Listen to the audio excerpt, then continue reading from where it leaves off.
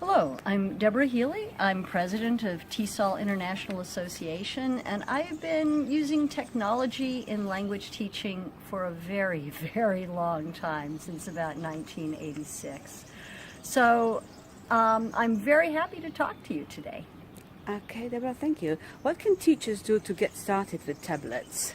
Well, the best thing for you to do is to have one at home that you play with, that you try, you make sure you know how to get it started, how to explain to someone else how to open it up and to use things, and that you see what's on the tablet so that you'll be ready when the students very excitedly show you all the things that they can do with the tablet that you didn't realize.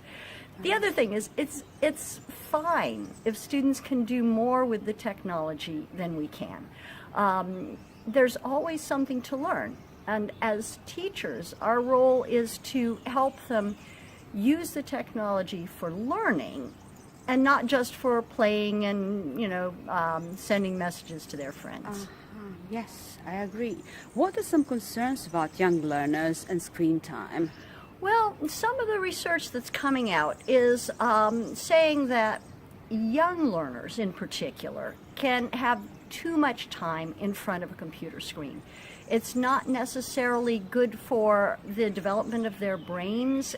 They're better being outside a certain amount of time. It doesn't mean that you shouldn't use it in class, but if the students are just glued to the screen for hours and hours, this is not very good. So judicious use in class, where you're careful about what you do and you maybe talk to the parents a little bit, making sure that they understand too. You don't want the children or anybody to be using the screens very close to bedtime. Mm-hmm. The research suggests that 2 to 3 hours before bed is a good time to turn it off.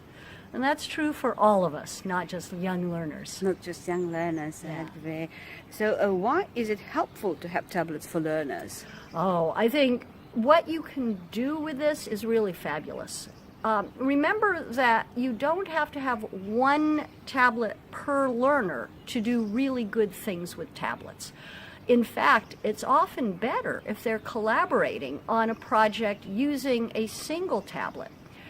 Obviously, if you want them to do writing practice, or if you're having them draw, for example, a picture to illustrate something that you've read, then they'll do it individually. But it's really good for them to be collaborating and explaining things to each other if they're sharing a tablet.